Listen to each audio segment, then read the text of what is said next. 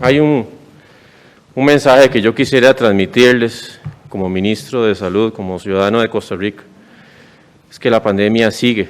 Yo quisiera hoy decirles, la pandemia ya termina en diciembre del 2020 y empezamos el 2021 con borrón y cuenta nueva, pero no es así. El virus no respeta ese límite que hemos puesto los humanos. Tenemos que seguir cuidándonos mucho. Vean ustedes lo que está ocurriendo en Europa, en donde tienen una segunda ola, en donde tienen un aumento muy sensible de personas fallecidas, otra vez el riesgo o ya el colapso de los servicios de salud. Y no podemos nosotros pensar que eso va a quedarse en Europa y que no va a ocurrir en nuestro país o que no hay riesgo de que ocurra.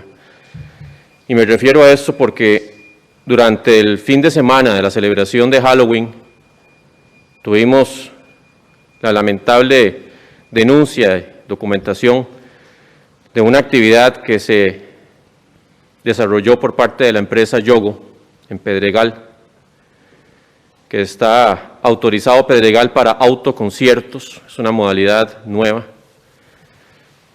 pero se violentaron las normas de salud, las normas sanitarias que se habían aprobado y que ya yo creo que todos tenemos una base de lo que debe ocurrir y lo que no debe ocurrir en medio de una pandemia.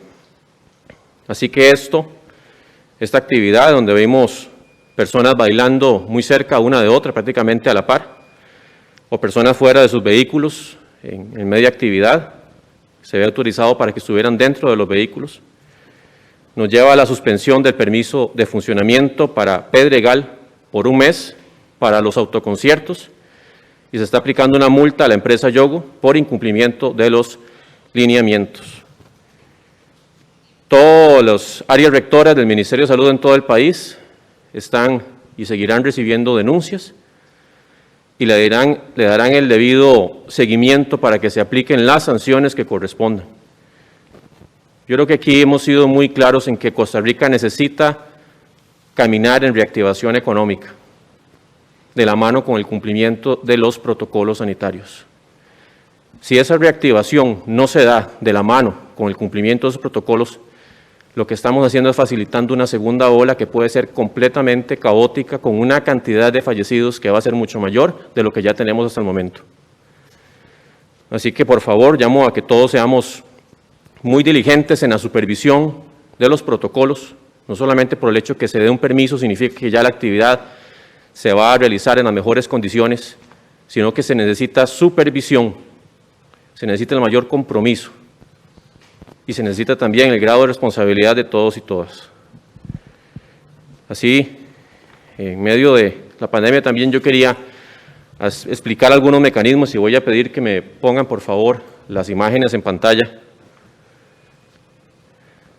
Algunos mecanismos que ocurren para que se dé mayor o menor transmisión del virus SARS-CoV-2 que produce el COVID-19. Ustedes pueden ver ahí este recuadro ilustrativo, donde tenemos en lo que es la parte vertical las diferentes actitudes que podemos asumir de estar en silencio, que sería la primera fila, la segunda que sería hablar y la tercera que sería gritar o cantar.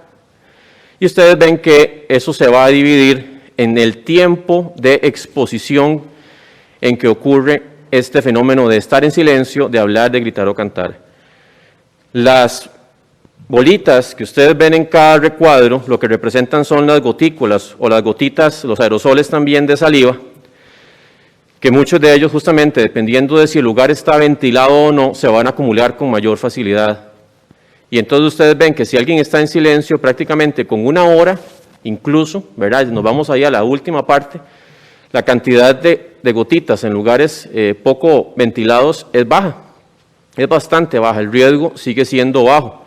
Si ya empezamos a hablar, ustedes ven que a los 2 minutos ya hay gotículas, ya empieza a haber aerosoles, a los 15 minutos es mucho más profuso, obviamente, que estar en silencio, y cuando ya tenemos una hora es muchísimo mayor la presencia de aerosoles y de gotículas.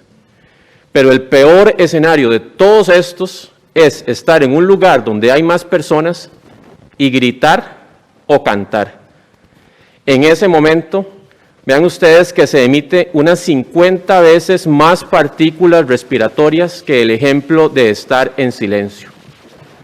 Entonces ustedes ven que la concentración de aerosoles y de gotículas que se llevan en un recinto, ya incluso al cabo de 15 minutos es bastante, se compara con una hora de estar hablando, y ni qué decir de una hora de estar gritando, elevando la voz o cantando, en donde ustedes ven que la cantidad de aerosoles y gotículas es muy, muy profusa y el riesgo, por lo tanto, de infectarse por COVID-19 es muchísimo, muchísimo mayor. Así que también, para que tengamos esto muy presente, vamos a pedir también que pasemos al siguiente, porque esto va acompañado de la ventilación. ¿Qué pasa? Vamos a ver el peligro de contagio en una reunión de 6 personas por 4 horas.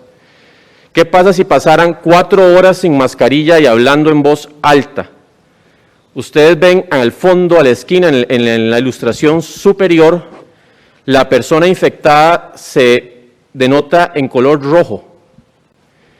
Y esta persona infectada, si pasaran 4 horas sin mascarilla y hablando en voz alta, se contagian las otras 5 personas. O sea, ahí nadie salió sin infectarse.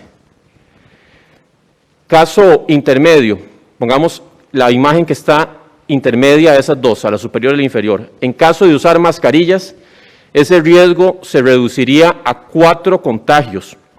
Las mascarillas por sí solas son muy útiles, son complementarias, pero en espacios cerrados con poca ventilación no son suficientes. No evitan los contagios si la exposición es muy prolongada. Entonces ustedes ven ahí las que se pintan en color anaranjado son las personas que se infectan. Prácticamente se infectó el 100%, ahora solo una persona no se infectó. Pero entonces vean ustedes qué pasa. El peligro de infección se reduce mucho por debajo de una persona contagiada cuando el grupo usa las mascarillas, acorta la duración de la reunión a la mitad y además tenemos un espacio donde entra aire, bastante aire, y entonces eso hace que las aerosoles y las gotículas no se queden suspendidas en ese cuarto, en ese recinto, en esa habitación. Por eso es que hemos insistido tanto en que la ventilación sigue siendo y más natural, sigue siendo muy, muy importante. Entre más cerrado esté un recinto, entre menos se usen mascarillas, entre más dure la reunión y entre más cercanas estén las personas una de otra, el riesgo se incrementa muchísimo de la infección. Yo quiero también aquí anotar, porque yo sé que muchas de esas transgresiones de los protocolos sanitarios las llevan a cabo personas más jóvenes. Sabemos que la estadística lamentablemente afecta más en términos de muerte a las personas de más edad. Pero no es justo que los jóvenes decidan por la vida de los de más edad y que ellos se decidan infectar incumpliendo protocolos, exponiendo a muchas otras personas. Hoy tuvimos 3 fallecimientos en personas bastante jóvenes. Tenían factores de riesgo, pero también fallecieron. Y hay personas que sin factores de riesgo también pueden fallecer o tener complicaciones que son muy duraderas. Y yo sé que, como les digo, yo quisiera, y yo sé que, de hecho que les voy a transmitir un mensaje positivo. Costa Rica hasta este momento no ha tenido un colapso en los servicios de salud. No lo hemos tenido. Y hay un porcentaje de la población bastante importante que esto ha sido un repaso y lo siguen aplicando en su día a día. Pero con 1.419 fallecimientos en el 2020 por COVID-19, convirtiéndose en la segunda causa de muerte por un solo agente, y decir que no hay pandemia, y cuando vemos lo que está pasando en Europa, en Estados Unidos, en todo el mundo, y decir que esto es creado por un gobierno para tener control sobre la población, insisto en que esto es una responsabilidad cívica de convivencia social, en donde podemos protegernos individualmente y todos y todas, pero se ocupa de ese nivel de responsabilidad, de conocimiento, y entender que, claro, en este momento tenemos que hacer que Costa Rica camine en la generación de muchas condiciones para que las actividades diversas se puedan dar, pero eso solamente se puede lograr si salud acompaña a esos otros sectores y esos otros sectores acompañan a salud en el cumplimiento de los protocolos. Es una actitud y una conducta recíproca. No puede ser solamente en una dirección. Muchas gracias. Muchísimas gracias a usted, don Daniel Salas, ministro de Salud. A continuación, le cedemos el uso de la palabra al presidente de la Comisión Nacional de Prevención de Riesgos y Atención de Emergencias, el señor Alexander Solís. Muy buenas tardes, don Alexander. Muy buenas tardes, muchas gracias, muy buenas tardes a las personas que están acá presentes y a quienes nos siguen en esta transmisión. Doctor Salas, muy buenas tardes. Don Werner Stolz, director del Instituto Meteorológico Nacional, muy buenas tardes. Voy a referirme en coordinación con don Werner a dos puntos específicos. Uno tiene que ver con el efecto que está teniendo sobre nuestro país el huracán ETA, y el otro también vinculado a lo que hacemos los martes en relación con los cambios de alerta COVID. En primera instancia, mencionar que desde el viernes por la tarde establecimos las diferentes alertas meteorológicas ante el aviso, la advertencia que nos hace el Instituto Meteorológico Nacional sobre la influencia indirecta que podría tener un sistema de baja presión que se encontraba en ruta hacia el Mar Caribe y que estaría circulando los próximos días. Inicialmente comenzamos con lluvias en el Pacífico Sur. Estas lluvias pues se mantuvieron de leves a moderadas y persistentes y han generado pues algunos reportes de situaciones de emergencia. No obstante, no hemos tenido efectos mayores en el Pacífico Sur y Pacífico Central hasta hoy, algunos que los voy a mencionar más adelante. En términos generales, tenemos 26 personas que se ubican en albergues temporales. Estos albergues se ha coordinado para que no tengan personas que sean positivas, ni contactos, ni sospechosos por COVID, una tarea que se ha desarrollado en coordinación con el Ministerio de Salud en todos los comités municipales de emergencia, que nos ha permitido identificar las comunidades vulnerables en relación con las personas que habitan en esas comunidades que están registradas como caso sospechoso o como caso positivo, y se aplica un procedimiento especial para movilización. Hasta el momento no ha sido necesario aplicar ese movimiento, aunque las autoridades en los diferentes comités municipales de emergencia están listas para esta coordinación entre las diferentes instituciones. En corredores tenemos ubicado un albergue temporal, también en Parrita tenemos 2 albergues temporales, únicamente hasta este momento. Llevamos aproximadamente 79 reportes de inundación en diferentes comunidades, 8 reportes por deslizamiento, y esto implica una afectación hasta este momento de leve a moderada en 27 cantones, mayoritariamente en el Valle Central, Punta Arenas y Guanacaste, asimismo como el Pacífico Sur. En términos de rutas nacionales, han tenido también algún impacto de leve a moderado, 16 puntos de afectación en rutas nacionales, específicamente en 12 rutas, que de momento han sido atendidos o están siendo atendidos por el CONAVI. A partir de anoche hemos tenido un cambio importante en el patrón de lluvias que don Werner explicará más adelante, y hasta este momento tenemos ríos crecidos en el Pacífico Sur, el río Corredores, el río Abrojo, el río La Bonita, en Corredores, en Pérez Celedón el río Barú, asimismo en el Pacífico Central el río Barranca en Punta Arenas, en el Pacífico Norte el río Ora, el río Millal y el río Bongo.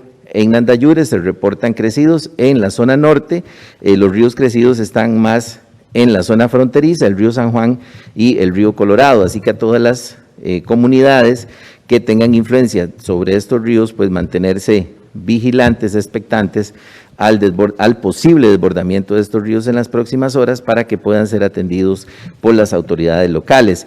Quisiera brindar el espacio a don Werner para que nos explique las características del evento, qué condiciones se están dando en este momento y lo que podemos esperar para nuestro país antes de pasar a las alertas por COVID. Don Werner. Muy buenas tardes, señor ministro Daniel Salas. Buenas tardes, don Alexander Solís, presidente de la Comisión Nacional de Emergencias. Tal y como lo venimos informando y dándole seguimiento al efecto indirecto del huracán ETA sobre el país, paso a informarle los últimos datos sobre el mismo. Podemos ver la siguiente transparencia, por favor. La posición del huracán prácticamente al mediodía de hoy impactó la costa este de Nicaragua. Es un huracán categoría 4, por ende la costa norte de Nicaragua sufrió vientos de 240 kilómetros por hora, con las consiguientes graves afectaciones en infraestructura, oleaje y evidentemente la gran cantidad de lluvia que se presentó en esa región. La posición del huracán ya prácticamente sobre territorio nicaragüense genera esta condición de temporal que estamos sintiendo aquí en Costa Rica, particularmente de hoy. Se recrudeció el día de hoy la actividad lluviosa prácticamente en todo el Pacífico, incluyendo el Valle Central, debido a ya el acercamiento sobre el posicionamiento del huracán sobre el territorio nicaragüense. Uno de los efectos más importantes es el aumento de la actividad lluviosa realmente bastante fuerte sobre Guanacaste. Prácticamente en los últimos 12, 18 horas hemos tenido acumulados bastante importantes en dicha región del país. En la próxima transparencia podemos ver la trayectoria del huracán. Vean que el huracán ETA, si bien es cierto, entra por el Caribe nicaragüense, se va a desplazar por toda la parte norte de Nicaragua, y a medida que se desplace sobre Nicaragua va a ir perdiendo intensidad, va a pasar de un huracán categoría 4 a tormenta tropical aproximadamente en unas 12 horas, y luego se va a trasladar el día miércoles sobre Honduras. Posteriormente, según el pronóstico del Centro Nacional de Huracanes, saldrá al Mar Caribe y lo tendríamos ahí el día sábado. De tal manera que desde el punto de vista de trayectoria, todavía falta que este huracán tenga efecto directo sobre, o pase más bien, no solamente sobre Nicaragua, sino que sobre Honduras, parte de Guatemala y muy probablemente la costa este de Belice. En la siguiente transparencia podemos ver las cantidades de lluvia. Vean que en Liberia, 126 milímetros, las cantidades de precipitación que se han acumulado en Guanacaste son importantes. Realmente en estos momentos inclusive tenemos aguaceros muy fuertes en Guanacaste, en la península particularmente, y por ende la afectación indirecta, además del Pacífico Sur y Central, el día de hoy está afectando a Guanacaste y al Valle Central. Cantidades entonces acumuladas de 130 milímetros máximos, y aquí en el Valle Central hemos llegado a alcanzar hasta 60 milímetros, en la parte central, San José y Alajuela, montos entre 20 y 30 milímetros. En la próxima podemos ver el pronóstico del tiempo. Para Guanacaste estamos previendo siempre una condición de temporal el día de hoy y mañana, muy probablemente extendiéndose para el día jueves. Para el Valle Central, una condición atemporalada, quiere decir que vamos a tener cielos nublados con lluvias intermitentes como el día de hoy, al menos martes y miércoles, muy probablemente también el jueves en la mañana. Para la zona norte estamos previendo aguaceros aislados, al igual que la región Caribe. Noten que también estamos esperando oleaje fuerte en el Pacífico, además de la actividad lluviosa que se prevé en la mayor parte del país. Las acciones del IMN, como lo hemos venido anunciando, atendiendo la emergencia durante las 24 horas, emitiendo avisos meteorológicos cada 6 horas, se habilitó lógicamente el protocolo de protección ciudadana por eventos extremos desde el día sábado, y en este momento estamos atendiendo COE en coordinación estrecha también con la CNE, instituciones, y toda nuestra información dirigida a los medios de comunicación, redes sociales y a la ciudadanía en general. Muchísimas gracias por su atención. Muchísimas gracias, don Berner. En términos generales, estamos poniendo esfuerzos en prácticamente toda la vertiente del Pacífico. La zona norte han sido reforzadas con personal operativo, tanto para la coordinación de operaciones de emergencia como para el apoyo también a los municipios en la tramitología de los primeros impactos que necesitemos resolver entre las instituciones en las próximas horas. Asimismo, es importante este parámetro de tiempo de las próximas 24-36 horas en el Pacífico Norte y Pacífico Central, dada la saturación que ya don Werner nos ha comentado, y también la vigilancia en la zona norte, particularmente en los cantones fronterizos y muy particularmente también en el cantón de Upala, y para el Valle Central recordar que tenemos múltiples puntos de deslizamiento, que algunos están activos, de modo tal que las comunidades deben estar muy alerta en estos sitios para evitar pues que esto pueda afectar la salud, la seguridad y la vida de las personas. En relación con los cambios de alerta sanitaria por el COVID-19, para esta semana tenemos 22 cantones que están en alerta naranja, incluidos los cantones que suben y bajan, y 60 cantones en alerta amarilla. En relación con los cantones que bajan, su condición de alerta, tenemos el cantón de Desamparados, el cantón de San Isidro en la provincia de Heredia, el cantón de Belén y el cantón de Matina en la provincia de Limón. Recordar que también el cantón de Desamparados mantiene la condición de alerta sindrómica, que corresponde a la consulta que se da en los servicios de la Caja Costarricense de Seguro Social por síntomas de fiebre y tos, y que se utiliza como mecanismo de advertencia temprana también de posible aumento de casos de COVID. Y asimismo el cantón de Matina también, aunque bajan alerta naranja, mantienen esa condición de alerta sindrómica. Los cantones que suben de alerta a la alerta naranja corresponden a Goicoechea, a Naranjo, el cantón de Flores, Liberia y Santa Cruz. Y en estos casos, sobre todo en los casos de Liberia y Santa Cruz, que están ya en este momento con una condición importante de lluvias, pues hacemos la salvedad en el sentido que debemos redoblar esfuerzos, sobre todo por parte de las instituciones que ya tienen los protocolos establecidos y en cumplimiento, pero también de la necesidad de la población para que nos mantengamos alerta y que informemos también si necesitamos ser evacuados y tenemos un diagnóstico de caso positivo de COVID o se ha identificado como caso sospechoso. También recordar que en el sitio presidencia.go.cr/alertas, como lo han mencionado acá, se mantiene el listado de los 22 cantones que se mantienen en alerta, tanto como los 60 que se mantienen en alerta amarilla y los cantones por vigilancia sindrómica. Tenemos en este caso, para esta semana, 50 cantones que tienen distritos en alerta temprana por vigilancia sindrómica, y esos distritos corresponden a aproximadamente 132 distritos. Finalmente, yo quiero tomarme unos minutos para comentar las principales recomendaciones en este sentido. Hemos activado los 90 comités municipales de emergencia, dado que tenemos la posibilidad de que esta influencia indirecta se presente prácticamente en todo el país. Si bien es cierto, se ha mencionado que con menos probabilidad en el Caribe, no obstante, el meteorológico también nos ha informado de la posibilidad, y así se ha estado manifestando en estos días, de mucha lluvia en las partes altas de la cordillera, de modo tal que también ya tenemos ríos levemente crecidos en la vertiente del Caribe, y por eso hay que mantener la vigilancia en todos estos aspectos.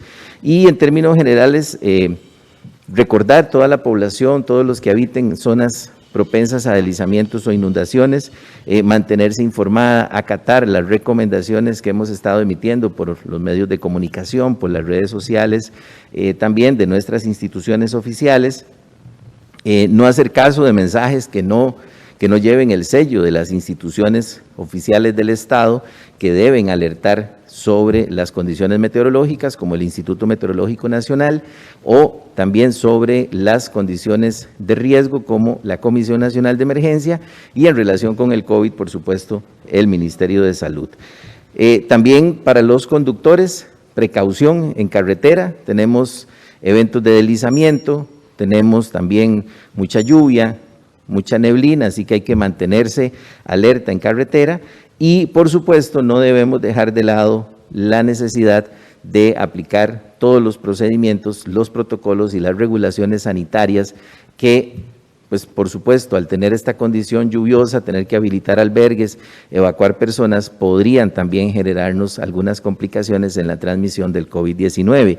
Y definitivamente, reitero, y apoyo las palabras del señor Ministro de Salud en el sentido de que la responsabilidad pues la tenemos cada uno de nosotros en nuestras manos, en nuestras actitudes y que solo trabajando juntos y cumpliendo las normas sanitarias vamos a lograr salir adelante. Muchas gracias. Muchísimas gracias a don Alexander Solís, presidente de la Comisión Nacional de Emergencias. Vamos a proceder con el periodo de consultas de los colegas que están acá presentes. Iniciamos con el periodista Tomás Gómez del medio El Observador. Gracias, buenas tardes. Don Daniel, quería consultarle, esta semana vamos a llegar a los 8 meses de pandemia. A nivel epidemiológico, ¿qué lectura podemos hacer de que hace cerca de 2 meses tuvimos lo que se podría considerar el pico de la pandemia, pero estamos estabilizados en cerca de 1,000 casos todavía? ¿Qué es lo que está incidiendo para que no llegue un bajón más profundo como el que tuvieron otros países? Y en esa misma línea, ¿qué factores han identificado ustedes que permitió estabilizar la demanda de UCI? Esto porque ya vamos para 2 meses con cerca de 1,000 casos por día, pero el colapso de las UCIs tan temido no ha llegado. Entonces, ¿qué se ha identificado por ahí? Y finalmente, el hemisferio norte, tanto Estados Unidos y sobre todo Europa, ya se prepara para casi la peor etapa de la pandemia, han dicho ellos, con un aumento desmedido. ¿Qué pronóstico hace Costa Rica, más bien para las condiciones que vamos a tener acá en los próximos meses? Y si podíamos profundizar o precisar nada más sobre la fiesta del sábado, ¿cuáles son las multas a las que están expuestos los organizadores? Muchas gracias. Muchas gracias, Tomás. Ministro Salas. Sí, don Tomás, gracias por sus 3 preguntas con respecto a la incidencia que hemos tenido de casos y el asunto de que se ha estabilizado la demanda en UCI. Yo quiero ser muy claro en que en el momento en que hubo una transmisión comunitaria muy fuerte, o sea, que se empezó a establecer esa transmisión comunitaria, posiblemente dejamos de captar más casos de los que estábamos reportando, una cantidad mucho mayor. Siempre esto ocurre, en cualquier parte del mundo siempre se captan menos casos de los que están ocurriendo realmente, por muchas razones, porque ya no tenían síntomas o porque nunca tuvieron síntomas cuando fueron al servicio de salud, o porque la muestra se algún problema en la manipulación, o porque simplemente eran tantos que no había forma de hacerlo. Entonces, posiblemente lo que estamos teniendo en la estabilización de la demanda es que realmente ha habido una disminución en todos los casos reales, no solamente en los detectados. Y claro que eso tiene que ver. A otras teorías también dicen, dependiendo del grupo de población que mayormente se esté afectando en cuanto a factores de riesgo, que eso es un poco más difícil de determinar, también puede haber una demanda mayor en casos más graves o casos menos graves. Y eso también pues, puede haber incidido, porque eso recordemos que la pandemia no es un fenómeno completamente igual, que se comporte de igual forma desde el inicio hasta el final, sino que va teniendo variantes en cuanto a quiénes está atacando también. Con respecto al hemisferio norte y Europa, en el hemisferio norte en América y Europa, que ya están pues con una segunda ola o entrando, ¿verdad?, en una segunda ola que por lo visto está pegando un poco más fuerte incluso que la primera. Y el pronóstico para Costa Rica, en realidad es difícil adelantarlo, porque a estos niveles de la pandemia, ya prácticamente a 9 meses de que tuvimos el primer caso, existe, como yo indicaba, una fatiga, un agotamiento por un sector de la población que ya quiere como romper sus burbujas y olvidarse, o sea, mandar todo al carajo, como decimos aquí, olvidarse de que hay pandemia. Y no es así, o sea, el virus está circulando, el virus está afectando. Todavía hay riesgo de que tengamos colapso del sistema de salud y que no haya abasto camas en UCI. Entonces yo creo que el pronóstico para Costa Rica, pues posiblemente tengamos una segunda ola. Se ha visto que entre olas puede pasar 2-3 meses aproximadamente, podría ser menos, podría ser más, eso depende de factores. Pero aquí yo sigo teniendo esperanza en este pueblo, esperanza de que hagamos lo que tenemos que hacer responsablemente, y que si vemos justamente que no existe una multiplicación de eventos que no guardan los protocolos, que se sumen actitudes irresponsables, eso podría poner a Costa Rica en un mal pronóstico, muy mal pronóstico. Pero eso va a depender mucho del cumplimiento de los protocolos que va desde la responsabilidad de las personas que están asistiendo a las actividades, la supervisión que tiene que generarse por parte de los encargados y los diferentes sectores, y las conductas también individuales que al final inciden en la colectividad.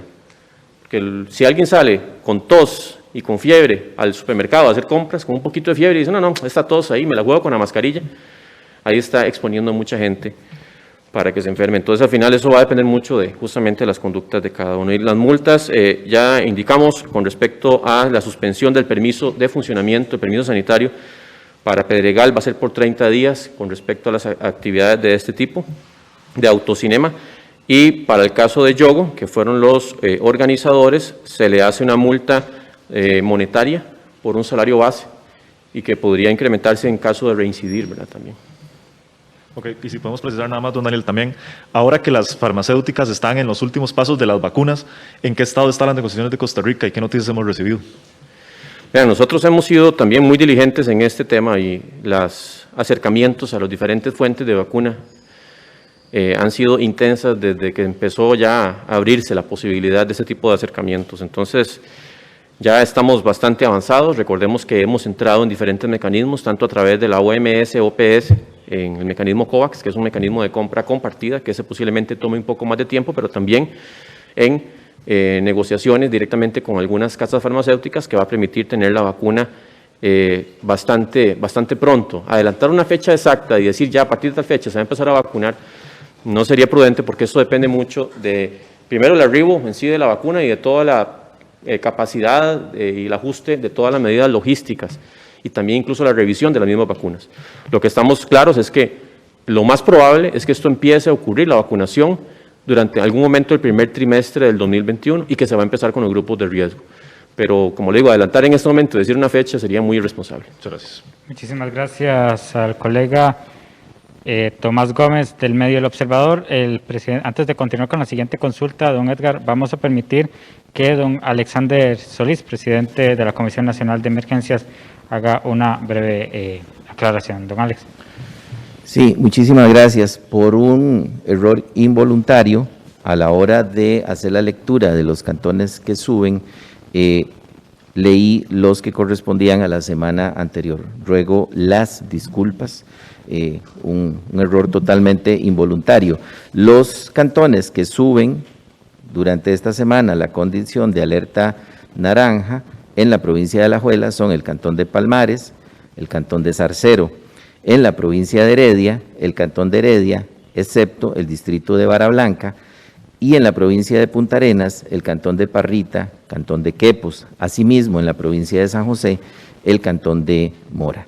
Reitero las disculpas y también vuelvo a mencionar que la información, tal como la he leído en esta corrección, está también disponible en la página presidencia.go.cr/inclinada-alertas. Muchísimas gracias. Muchísimas gracias a usted, don Alexander Solís. Don Edgar Fonseca del medio puroperiodismo.com. Buenas tardes. Muy buenas tardes, señor ministro, don Alexander, don Werner, y muy buenas tardes a todo el país. Señor ministro, se están cumpliendo 8 meses de la emergencia sanitaria, el primer caso detectado en el país. ¿Cuál es su reflexión a estas alturas de todo lo actuado y lo que se viene en perspectiva ante esa previsión que está haciendo usted de una posible segunda alerta, una segunda ola pandémica en próximas semanas, coincidiendo con las que se están produciendo en Europa y en el norte de América? Don Werner, usted explicaba ahora que por la trayectoria que tiene este huracán probablemente estaría ya avanzando hacia el norte de Centroamérica y yéndose hacia lo profundo del Caribe. En ese sentido, el país ya no se vería más afectado por acciones y eventos más fuertes por parte de este fenómeno de aquí al fin de semana. Muchísimas gracias, don Edgar. Iniciamos con el ministro Salas. Sí, don Edgar, gracias. Un saludo. ¿Cuál es el balance? Yo diría que Costa Rica ha sido, en general, muy atento y responsable con el tema del cuidado sanitario. Pues sabemos que hay situaciones más extremas, poblaciones también, que imposibilita que se apliquen con rigurosidad todos los protocolos sanitarios, pero en general considero que ha habido una adecuado comportamiento de la población. Lo que me preocupa en cara a la segunda posible ola es lo que yo indicaba anteriormente de la fatiga mental, porque esto ha significado mucha disciplina, muchas expectativas que la gente puede tener y que al final no se cumplen. Y el hecho de que pues ya son muchos meses y que todavía faltan algunos meses más. Entonces me preocupa la fatiga y que haya gente que empiece más a tirar la toalla y que el virus no se ha ido. O sea, que no es que estamos diferentes a como estábamos en abril o en mayo, sino todo lo contrario. Hay más transmisión en este momento, hay más circulación del virus, hay más riesgo de infectarse y de tener algún cuadro que puede ser grave incluso. Entonces, el balance mío es que Costa Rica tiene que seguir adelante, tiene que seguir caminando de la mano con esa responsabilidad individual y colectiva, de la mano con la protección sanitaria y la reactivación también económica que ya se ha venido dando y que solamente así podemos salir adelante, porque no podemos hacer cierres y de dar las subvenciones como ha ocurrido anteriormente con el bono proteger, ya no hay margen para eso. Claro que si tenemos que tomar algunos ajustes en algunas medidas porque hay situaciones muy extremas se tendrán que hacer y yo creo que ya varios sectores están al tanto de esas situaciones que podrían eventualmente presentarse. Pero aquí la idea es seguir trabajando juntos, primero por el sustento, pero también seguir trabajando de la mano para poder evitar una mortalidad, una cantidad de muertes y de enfermos graves mucho mayor a la que ya se ha presentado.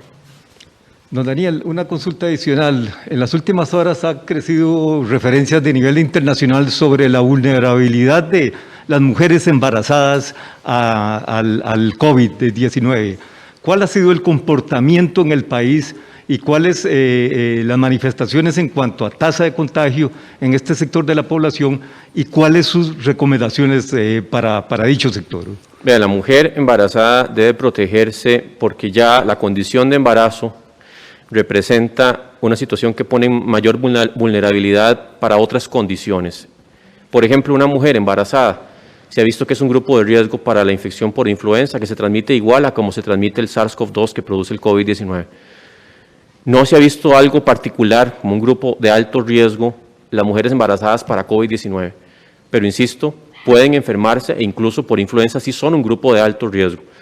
Y entonces uno no puede en este momento decir, ya porque una mujer embarazada no es de alto riesgo, de altísimo riesgo para COVID-19, se va a descuidar y se puede infectar de la misma forma en que se hubiera protegido para COVID con influenza y enfermar gravemente e incluso morir. Entonces yo creo que aquí la mujer embarazada siempre tenemos que protegerla y ella misma tiene que protegerse en diferentes medidas, ¿verdad? No solamente a nivel respiratorio, sino otras medidas también que conlleva, como le indicaba, el ajuste, ¿verdad? del cuerpo cuando hay un embarazo. No es un grupo de altísimo riesgo para COVID, pero claro que se infecta también y hemos tenido algunos casos incluso internados, ¿verdad? Pero es parte también de la distribución de las infecciones en toda la población que se pueden dar esos casos. Perfecto. Señor Werner Stolz. Buenas tardes, don Edgar. Efectivamente, el huracán ETA se va a trasladar por todo el norte de Nicaragua, va a pasar por Honduras, la costa este de Guatemala y luego va a salir a Mar Caribe.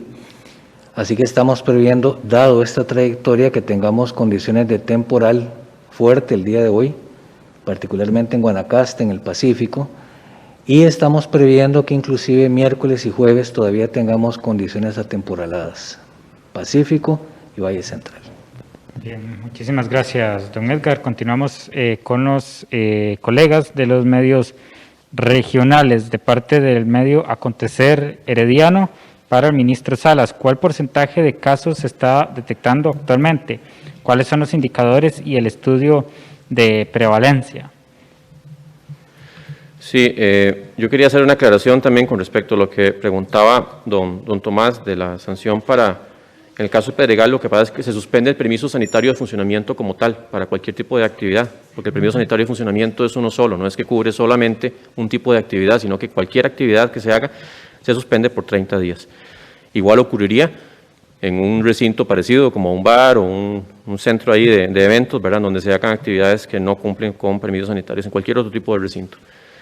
También con respecto a la pregunta de Acontecer Herediano, ¿qué porcentaje de casos se ha dejado de captar? Como yo indicaba anteriormente, generalmente hay un 20% de casos que no se logran captar, pero cuando hay circulación magnificada, una circulación comunitaria fuerte, este porcentaje se aumenta y entonces posiblemente en zonas de la gran área metropolitana hemos llegado incluso a una captación o no captación de un 40% e incluso en algunos momentos hasta de un 50% de los casos.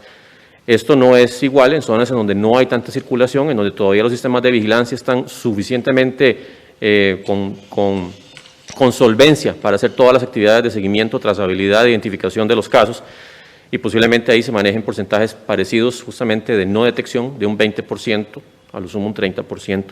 Pero eso es variable, eso va a depender justamente, como indicaba, de la cantidad de circulación que haya y obviamente del recurso disponible para esa atención.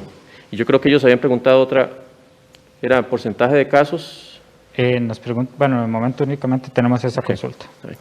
Continuamos, ministro, con la siguiente también para usted, de parte de Alejandro Ulate de Casuteve. Nos pregunta, de acuerdo a los cuadros que presentó sobre lugar, ventilación, personas, uso de mascarilla, ¿representan riesgo los exámenes de la Universidad de Costa Rica programados para diciembre?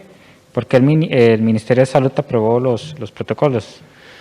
Vean, en eso yo quiero ser muy claro, y aquí tengo a don Alexander, que también es bastante conocedor en el tema. Cualquier actividad, cuando salimos de la casa, obviamente si en la casa no hay infectados, ya tiene un riesgo, ya conlleva un riesgo. O sea, el riesgo cero no existe. Ya hemos autorizado muchas de las actividades tratando de que el riesgo se lleve al menor grado posible. Habrán actividades que per se, aunque se apliquen ciertas medidas que logren bajar ese riesgo, siempre van a tener un riesgo residual que no deja de ser pues importante.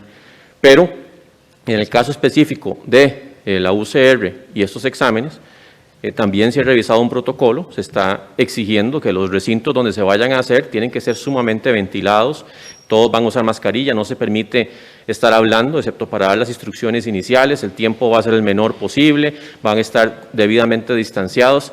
Así que, como indico, para otras actividades que también se han aprobado, los protocolos lo que buscan es que se lleve el riesgo al menor grado posible, pero siempre va a ser importantísimo la supervisión. Y en eso está el compromiso de todos los administradores, todos los que están a cargo de las diferentes actividades, que se cumpla esa supervisión y que los protocolos justamente sean efectivos para llevar ese riesgo al menor porcentaje posible. Bien, muchísimas gracias, ministro Salas. Agradecemos también al presidente de la Comisión Nacional de Emergencia, el señor Alexander Solís, así como al director del Instituto Meteorológico Nacional, el señor Werner Stolz.